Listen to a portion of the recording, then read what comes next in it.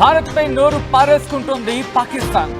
ఇప్పుడు వంతు పాకిస్తాన్ ప్రధాని షహబాజ్ షరీఫ్ పాకిస్తాన్ అణు కార్యక్రమం మీద పాకిస్తాన్ ప్రధాని రియాక్ట్ అయ్యాడు. దేశ రక్షణ కోసం వాటిని వినియోగిస్తామంటూ కామెంట్స్ చేస్తున్నాడు ఈ సో కాల్డ్ పాకిస్తాన్ ప్రధాని. మరి ముఖ్యంగా పాకిస్తాన్ విషయంలో ఎవరు ఎటువంటి వ్యాఖ్యలు చేసినా ఒప్పుకునేదే లేదు, అటువంటి ప్రసక్తే లేదంటూ కూడా ప్రస్తుతం ఆయన చేసిన వ్యాఖ్యలు సంచలనంగా మారాయి.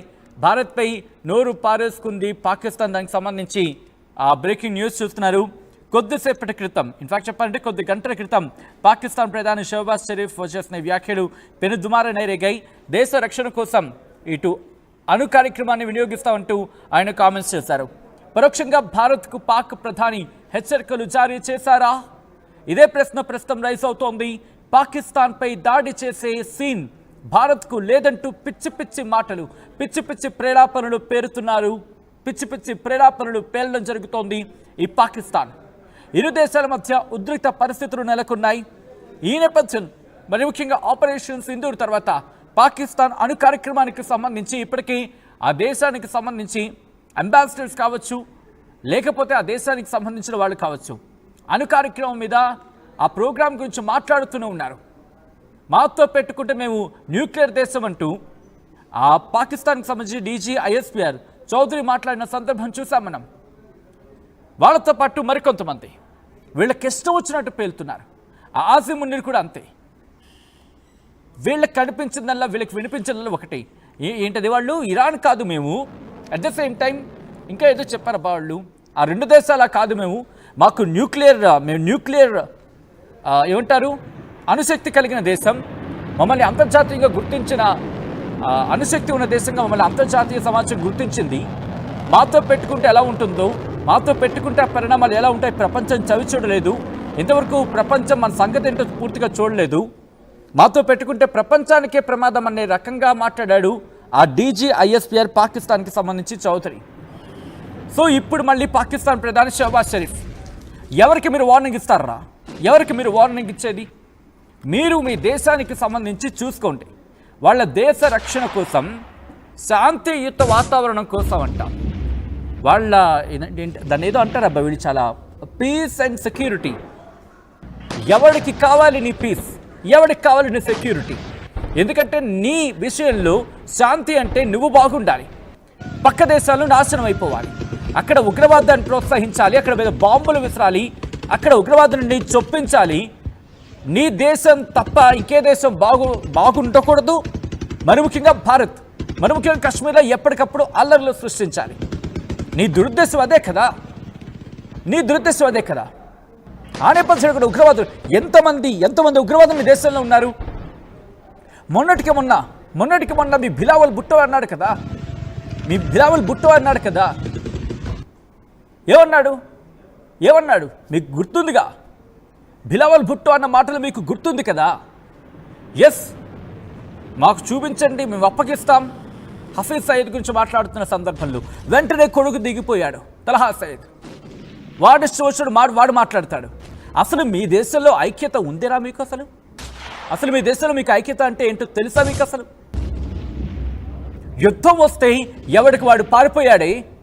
కుటుంబానేమో ఊరు దాటించేసి, దేశం దాటించేసి, మీ సో కాల్డ్ ఫీల్డ్ మార్షల్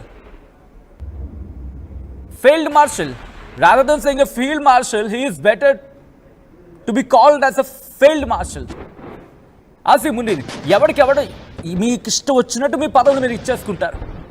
ఇప్పుడు వీడికి భయం, ఎందుకంటే అధ్యక్షుడిని తొలగించి వాడు ఆ ప్లేస్లో కూర్చుంటాడని చెప్పి, వాడు ఆ ప్లేస్లో కూర్చుంటే వీడికి మళ్ళీ ముప్పు, ఎందుకంటే వీడి మాట ఎవడో వినడు అక్కడ.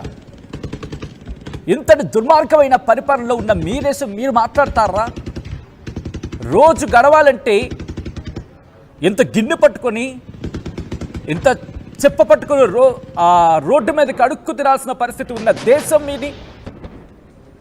ప్రపంచ దేశాలు, విదేశాల్లో ఇలా ఏదో అంటూ ఉంటారు కదా, చెప్ప పట్టుకొని అడుక్కుంటే కానీ రూపాయి రాని దేశం ఇది.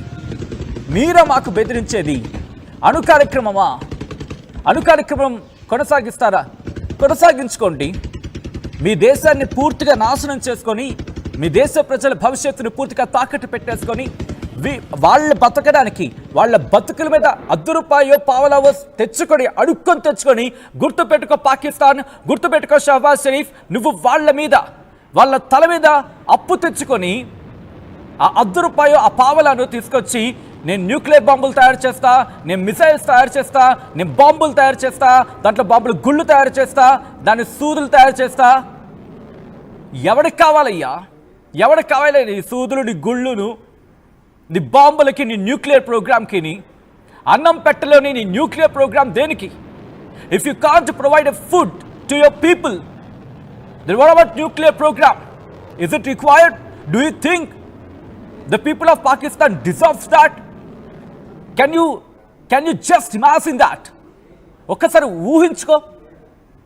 తినడానికి తినలేని పరిస్థితుల్లో మీకు న్యూక్లియర్ ప్రోగ్రాంలు కావాలా? న్యూక్లియర్ వార్స్ కావాలా? ఏం చేసుకుంటారా? ఏం చేసుకుంటారు? తింటారా? మీ ఆఖరిని ఒక్క న్యూక్లియర్ బాంబైనా మీ ఆఖరిని దూరం చేయగలదు? మీ ప్రజల ఆఖరిని దూరం చేయగలదా? మీ ఇటువంటి దుర్మార్గ బుద్ధి ఉండబట్టే పాకిస్తాన్ ఈరోజు 4 ముక్కలయ్యేందుకు సిద్ధమవుతోంది. భారత్పై అణుబాంబులకు ప్లాన్ చేస్తారా? మళ్ళీ ఏమంటారా, న్యూక్లియర్ ప్రోగ్రామ్ని మళ్ళీ వాళ్ళు రీస్టార్ట్ చేస్తారట, వాళ్ళు పునరుద్ధరించుకుంటారట. పాకిస్తాన్కు ఇండియా మీద అణుబాంబు ప్రయోగించే దమ్ముందా అనే ప్రశ్నను మీ ముందుచ్చే ప్రయత్నం చేస్తుంది ఆర్టీవీ.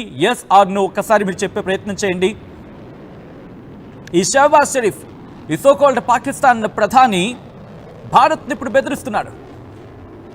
వీళ్ళట న్యూక్లియర్ ప్రోగ్రామ్ని మనం ఆల్రెడీ కొట్టేశాం కదా, అక్కడ ఆల్రెడీ మనం కొట్టాం. 1 2 ఆ న్యూక్లియర్ ఫెసిలిటీస్ని ఎన్ని కొట్టాం ఏకంగా? అది వీళ్ళు మర్చిపోయేటట్టున్నారు. అందులో ప్రిసైజ్డ్ టార్గెట్స్ మేము చెప్పి మరి కొట్టాం, ప్రిసైజ్డ్ టార్గెట్స్ అని చెప్పి. మీరేం చూపించారా? సెంటర్ ఆఫ్ గ్రావిటీ తప్ప. What did you show except that centre of gravity? You just think you become a jokers in front of international platforms. Without the proofs, ఏదో కొట్టేసాం, దాడి చేస్తాం, పీకేసాం, పొడి చేస్తాం అంటున్నారుగా భారతదేశం మీద. ఒక్క ఆధారం చూపించండి. అసలు ఆధారం లేకుండా అడుక్కు తిని బతుకుతున్న దేశం మీది. మీరా ఆ న్యూక్లియర్ ప్రోగ్రామ్ అంటూ మళ్ళీ మా మీద దాడికి. ఆ న్యూక్లియర్ ప్రోగ్రామ్ పేరు మీద మీరు చేస్తున్న అరాచకం తెలీదా మీ ప్రజలకి? అందుకే ఈరోజు ఇక్కడ బలూచిస్తాన్కి సంబంధించి గోల పెడుతోంది. మీ నుంచి వెళ్ళిపోతా ఉంటుంది. దేనికి? వాళ్ళ సొమ్మును తీసుకెళ్ళి మీరు పంజాబ్లో ఉన్న మీరు దాచుకొని అక్కడ మీ రాజకీయంగా మీరు ముందుకు వెళ్ళే ప్రయత్నం చేస్తూ ఉంటారు. మీ రాజకీయాలకు అనుగుణంగా ఆ డబ్బు వాడుకుంటారు. సింధులో ఉన్న సోర్సెస్ని వాడుకొని అది కూడా పంజాబ్లోనే ఆ సొత్తుని దాచుకుంటారు. అక్కడ మీ రాజకీయ నాయకులు బాగుపడతారు. గిల్గిత్ బాల్తిస్తాన్లోనే అదే పరిస్థితి. ఇటు ఖైబర్ పఖ్తూన్ఖ్వాకి సంబంధించి వాళ్ళు అదే గోల. ఇక మిగిలిన మీకేంటి? 1/4 కేజీ ఎంత ఉంటుందేమో మీ పాకిస్తాన్లో పంజాబ్. ఇక 100 కేజీల కుండలో 1/4 కేజీ ఉంటుందేమో కరెక్ట్గా మాట్లాడుకుంటే. మనుషులేనా? ఒక్కసారి ఆలోచించండి. మీ దేశ ప్రజలు మిమ్మల్ని తిడుతున్నారు.